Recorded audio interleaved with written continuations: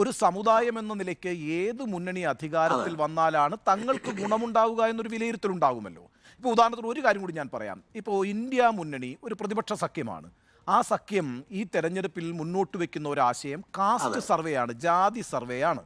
ആ ജാതി സർവേ വന്നാൽ പിന്നാക്ക വിഭാഗങ്ങൾക്ക് വലിയ രീതിയിൽ ഗുണമുണ്ടാകുമെന്ന് പറയുന്നു. സ്വാഭാവികമായും SNDP ആ കാര്യം പരിഗണിക്കണ്ടേ, ആലോചിക്കണ്ടേ?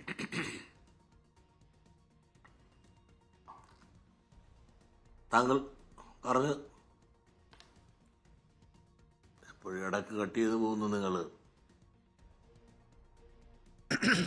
ചെറിയ സാങ്കേതിക തടസ്സമുണ്ടാവുന്നുണ്ടോ? ഉണ്ട്, ചെറിയ സാങ്കേതിക തടസ്സം നിങ്ങളുടെ ഭാഗത്തുനിന്ന് ഉണ്ടാകുന്നുണ്ട്. ശരി, അത് നമ്മൾ ഇവിടെ ഞാൻ പരിഹരിക്കാൻ കേട്ടെടുത്ത് വെച്ച് ഞാൻ മറുപടി പറയാം.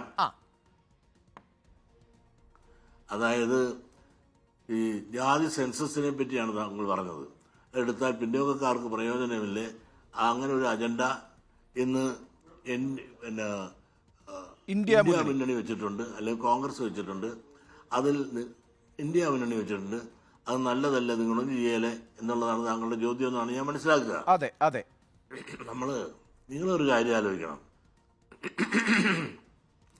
എന്നാണ് ഈ മുന്നണി, ഈ കോൺഗ്രസ്സുകാർ ഇത് വെക്കാൻ തുടങ്ങിയത്? ഈ പാർലമെന്റ് ഇലക്ഷനും അസംബ്ലി ഇലക്ഷനും ഒക്കെ വരുമ്പോൾ ഓരോ മുന്നണികളും പല മോഹന വാഗ്ദാനങ്ങളും പറയാറുണ്ട്. ഇതൊന്നും ഏതെങ്കിലും നടന്നതായിട്ട് ചരിത്രമുണ്ടോ? നിങ്ങളൊന്ന് ആലോചിച്ച് നോക്ക്. സെൻട്രലിൽ ഏതായാലും ഒരു കാരണവശാലും ഈ ഇന്ത്യ മുന്നണി അധികാരത്തിൽ വരികയെന്ന് അവർക്ക് തന്നെ അറിയാം. മാത്രമല്ല, സെൻട്രലിൽ ഇന്ന് മോദി തരംഗത്തിൽ മുങ്ങിക്കിടക്കുകയാണ്. നാലാം ഊഴവും അദ്ദേഹത്തിന് നരേന്ദ്രമോദി തന്നെ ഇന്ത്യ ഭരിക്കുമെന്ന് കോൺഗ്രസ് അല്ല, എല്ലാവർക്കും നിങ്ങൾക്കും എല്ലാം പച്ചയായ പരമാർത്ഥം അറിയാം. പിന്നെ ഈ പുറത്തു നിൽക്കുന്ന പലരും ഒരുപാട് മോഹന വാഗ്ദാനങ്ങൾ നടക്കുമ്പോൾ ഇവർക്കൊന്നും നടത്താനുള്ള കഴിവോ പ്രാപ്തിയോ അല്ലെങ്കിൽ ഇങ്ങനൊരു ആശയം ഇത്രയും കൊല്ലത്തിനുള്ളിൽ പറയാതെ ഇലക്ഷൻ വരുമ്പോൾ മാത്രം ഈ ഉണ്ടയില്ലാത്ത വെടി എന്തിനാ അടിക്കുന്നത്?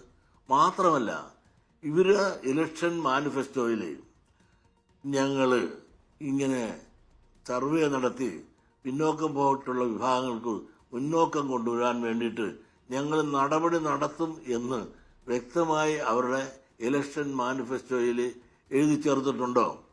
ഇതൊന്നുമില്ലാതെ കുറേ പ്രസ്താവനകൾ മാത്രമാണ് നമ്മൾ കാണുന്നത്.